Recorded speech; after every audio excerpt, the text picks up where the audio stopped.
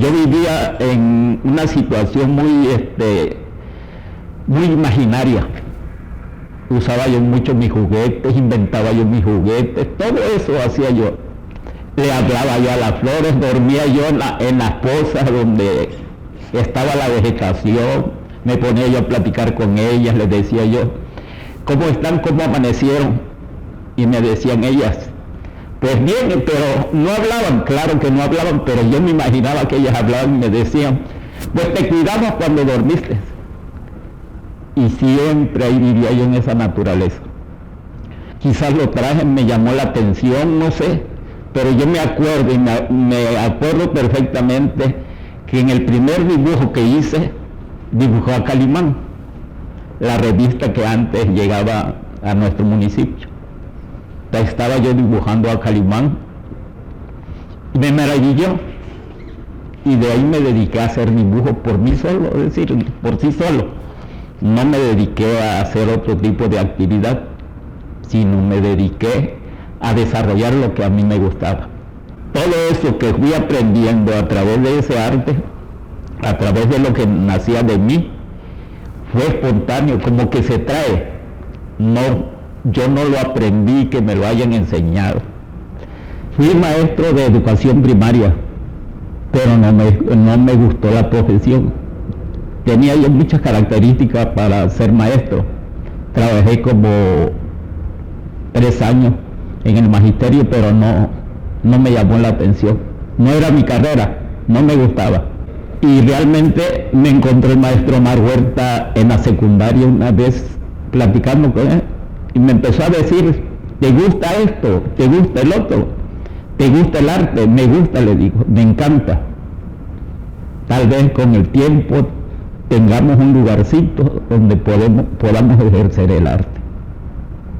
Y de esa época a cuando se inaugura el museo, me dices, te voy a invitar cuando yo inicie todo esto. Se empieza a abrir el museo en 1985, el 28 de febrero, y me manda a llamar y me dice, Andrés, tenemos lo que queremos. Deja tu trabajo de alfabetización y vente a trabajar conmigo. Sí, maestro, como usted diga, porque aquí vamos a hacer lo que a nosotros nos gusta. El maestro Mario era muy fanático a las artes plásticas, y de él aprendí muchísimo. Quizás le llamó la atención mi habilidad y me llamó para eso. Enrique González Pedrero, en esa época era licenciada del Instituto Estatal de Cultura, Laura Ramírez Rasgado. Me acuerdo de la licenciada Rita Rivera Virgilio. Fue la mejor época que yo pude vivir, porque había biblioteca, habían paseos culturales, habían intercambios de una zona a otra zona, había muchas actividades. Yo me acuerdo que ese museo albergaba lo menos como 700, 800 visitas al mes. Hoy estamos bajo de entrada en ese museo, y fue en esa época que el licenciado Enrique González Pedrero dio autorización de que se iniciara ese museo. En ese museo intervino el psicólogo Óscar Argáez Zurita, la licenciada Laura Ramírez Rasgado, el presidente de esa época, que era el licenciado Enrique González Pedrero, y alguien que sí admiré mucho y siempre se me va a quedar en la mente, fue a doña Julieta Campo de Robles, doña Julieta Campo, la esposa. Y le voy a decir la frase que me dijo: Juan Andrés, te quiero aquí.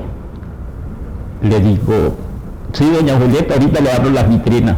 No, te quiero. Le digo, ¿por qué eres escritora? ¿Por qué, señora? Me dice ella, porque te voy a regalar algo que te vas a grabar en tu mente, dice. Oye, yo lo que te voy a decir, y me dice así: la cultura es un monopolio, dice. privilegio de unos cuantos. Y me quedé yo asombradísimo. La cultura no es para todos, es para aquellos que la valoran. Y realmente hoy que le escuchaba yo a ella y decía, queremos rescatar la historia del estado de Tabasco. Qué bueno que existen esos intereses. Es muy importante para mí reconocer algo que me decía la escritora Julieta Campos. Jonuta ha sido uno de los lugares donde la arqueología maya tiene un potencial tan bonito, tan perfecto y tan artístico que es de admirable reconocimiento ver cada una de esas piezas. En ese momento, cuando doña Julieta me lo dijo, yo me empecé a admirar. El maestro Omar era una persona muy especial en el sentido del respeto que tenía a la sociedad y el respeto a sí mismo. Cuidaba mucho su imagen, su postura. Él cuidaba todos esos detallitos. Es más, una vez le digo, maestro, le preguntaba yo, maestro Omar, ¿cuánto paga usted de luz? Y me dice, 20 pesos. Le digo, no puede ser si yo pago 200, 20 pesos, Andrés. Pero te voy a explicar algo. Yo uso las cosas según la necesidad. Yo no ando con la vanidad de andar haciendo esto y el otro. Cuando veo una noticia, veo a qué hora la pongo y a qué hora termino. Yo no me pongo a ver las novelitas y todas esas cosas. Entonces yo me quedé. Y me enseñó mucho de lo que es su arte, de cómo vivía. Esa personalidad que tenía el maestro Omar era intachable a nivel internacional. Fue muy querido y realmente me admiró mucho su prestigio y sabía mucho de historia. Tenía una mentalidad realmente excepcional. No se le olvidaba nada. Un peso que agarraba, un peso que contaba. Una actividad que tenía no se lo olvidaba. Nos hacía, era tan estricto que nos hacía cuando elaborábamos los documentos y repetíamos una palabra, nos agarraba y nos decía, esto no sirve, dice, aprendan, porque si no aprenden ustedes, ¿cómo se van a defender de la vida? Entonces, todos esos documentos que él nos enseñaba, pero era una persona muy responsable, respetuosa y sobre todo metódica para hacer todas sus actividades. Recuerdo que siempre me decía el maestro, Andrés, edúcate el cerebro. Y le digo, ¿por qué me dice eso? Porque si tú no tienes educado el cerebro, te lo van a educar en la calle, me decía. Entonces, él empezó a darme muchas orientaciones y muchos consejos. Realmente para mí fue un maestro ejemplar. En 1939, el maestro nace el 7 de agosto de 1930. En 1900, cuando apenas tenía quizás 9 años, el maestro empieza a recolectar piezas. Empieza a recolectar piezas y, como dice él, mi padre me enseñó a amar todos esos pedacitos que había. Y entonces me platicaba y me iba yo por todos los solares recogiendo cada una de esas piezas. Y mi padre me decía, hijo, estos son tus antepasados. Y me fue llamando mucho la emoción y fui atesorando muchísimas piezas. Llegó el momento en que de tantas piezas que tenía yo, se me vino la idea de formar un museo para proteger. Y lo voy a dar en el momento, porque aquí lo tengo, es que no me acuerdo muy bien los datos. Estando el exgobernador Manuel R. Mora, es quien da al profesor Omar Huerta Escalante la dirección del patrimonio de Jonuta, Tabasco. Y desde esa época, el maestro, que fue en 1980, es nombrado director de esa institución. El museo no se había formado. Lógico que quizás se lo dio en esa época el exgobernador para que cuidara el patrimonio de Jonuta. Anteriormente era el SICOM. Yo no sé si todavía se sigue llamando SICOM. Espera. Entonces, en esa época fue cuando el gobernador le dio la autorización, y desde esa época empezó a trabajar acerca del museo. Ahora, el problema está la lucha en la que se enfrasca el maestro Omar por rescatar todo eso que era un saqueo. Cuando descubrieron que Jonuta era un enorme potencial de piezas arqueológicas, en ese momento el maestro Omar es cuando empieza a luchar por rescatar las piezas. Y realmente de Jonuta se llevaron colecciones que no se imagina usted qué tantas fueron. ¿Quiénes? Realmente el maestro Omar, cuando yo platicaba con él me decía: Andrés, aunque yo sepa quiénes, no puedo decirte. Le digo: maestro, ¿por qué? Porque me voy a echar de enemigo al pueblo y yo necesito levantar esta cultura. Por eso hay una persona, y llévatelo en mente, que se llama Omar Huerta Escalante, que viene a rescatar esto, aunque me duela, aunque me lastimen, aunque me digan lo que digan. Andrés, no voy a lastimar a nadie, únicamente me voy a dedicar a realizar ese rescate que realmente necesito. Y se dedicó a rescatar.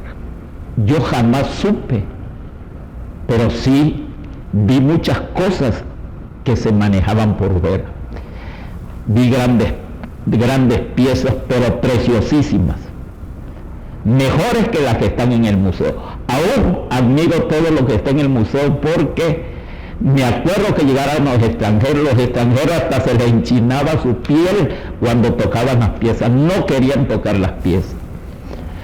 Había un doctor que llegaba mucho con excursionistas, él se llamaba, era el doctor Helmut.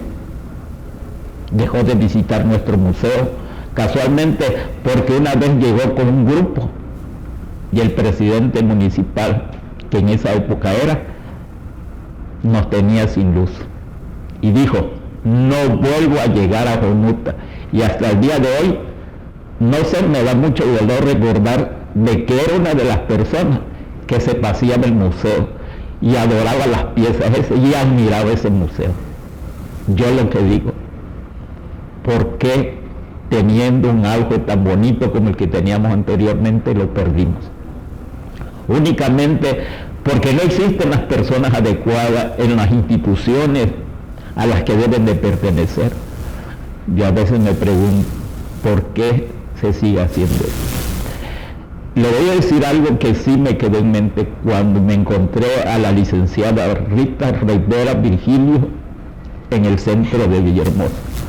Y me volteé a ver llorando y me dice: Juan Andrés, han acabado el teatro indígena, han acabado todo lo que anteriormente se hacía. Así es, pero ¿qué podemos hacer? Si al que le gustaba la cultura no lo tenemos.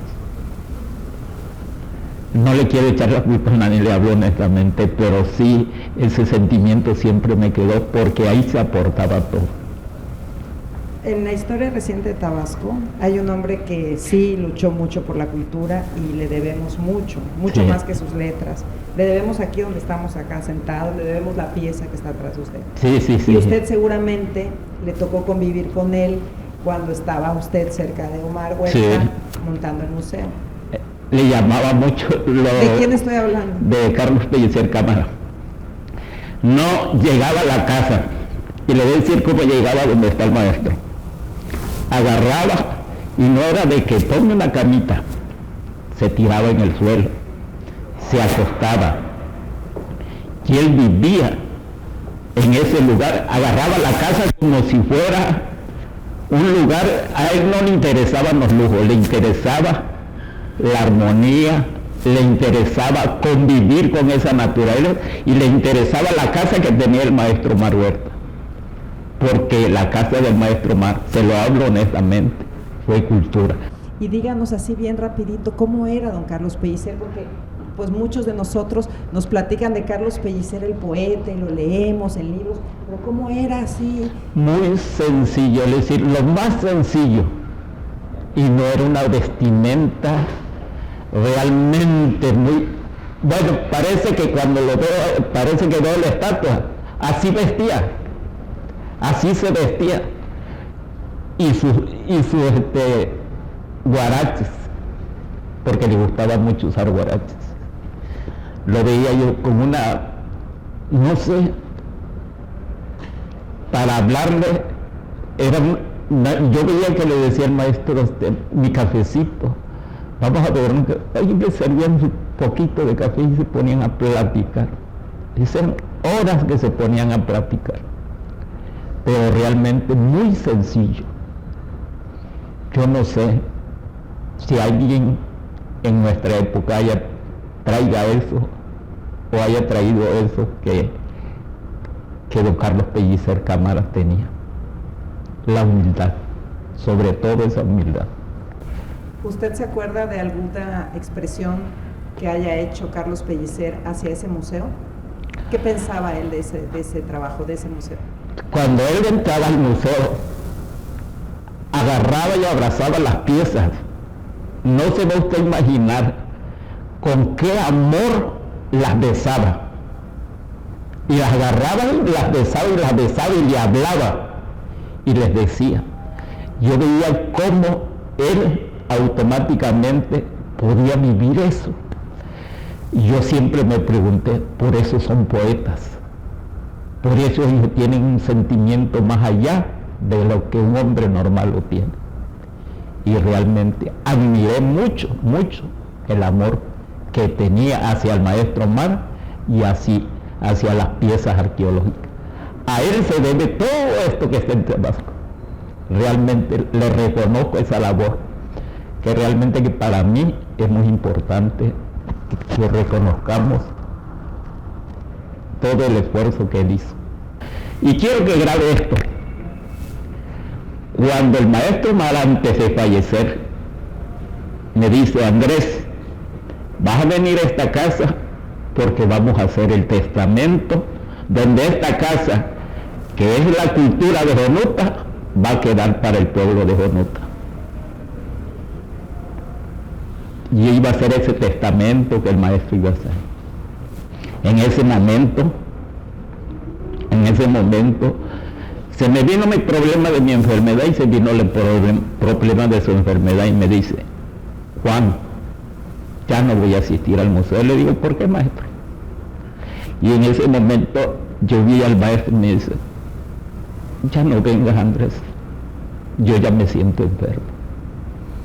Sigue luchando por lo que yo te enseñé.